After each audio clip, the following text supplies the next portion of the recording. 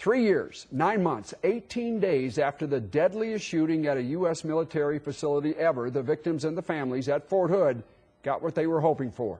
Major Nidal Hasan, guilty, 13 murders, 32 attempted murders.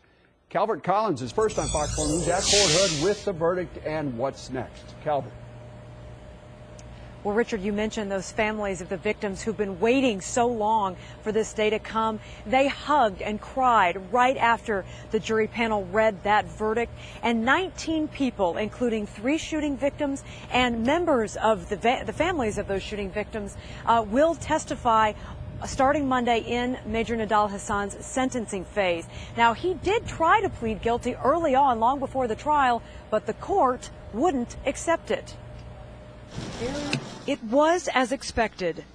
At 12:35 p.m. today, the panel of officers seated for the trial of the United States versus Major Nidal Hasan returned a verdict with a unanimous finding of guilty to the first charge of 13 counts of premeditated murder, plus a guilty verdict on all 32 attempted premeditated murder charges.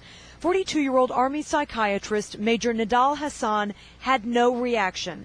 As the jury panel walked in, he stared down and stroked his beard. Then, as the panel president read the verdict, Hasan looked at her, showing no emotion as he learned his fate. Kimberly Munley, the Fort Hood police officer Hasan shot 3 times during the massacre, tweeted, "So overwhelmed with joy and tears. I sure hope those 14 angels are dancing with joy from above. God bless the victims and their strength."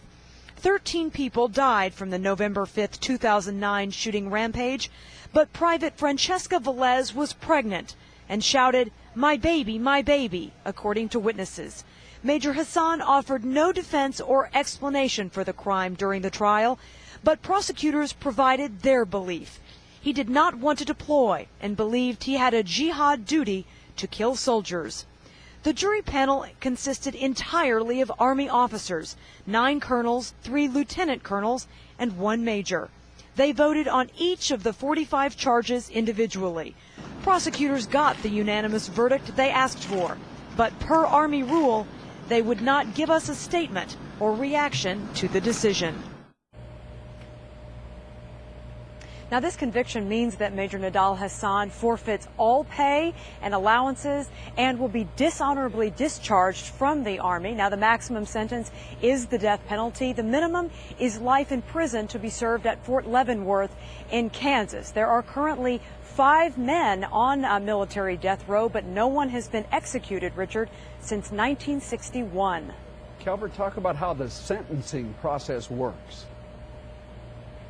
Well, we can tell you it's going to begin at 9 a.m. on Monday morning. And unlike a civilian trial, the same panel of 13 officers will stay to decide the sentence. Prosecutors have 19 speakers, like I mentioned, and Hasan does have the option of calling the 2 witnesses he had for the trial, which he chose not to call, a mitigation expert and a religion professor. Now, a death sentence must be unanimous, but life in prison does not have to be. And whatever the sentence comes down as, Hasan will get an automatic appeal, but even an appeals court in the military cannot overturn a verdict.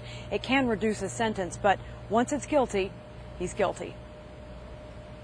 Thank you, Calvert at Fort Hood.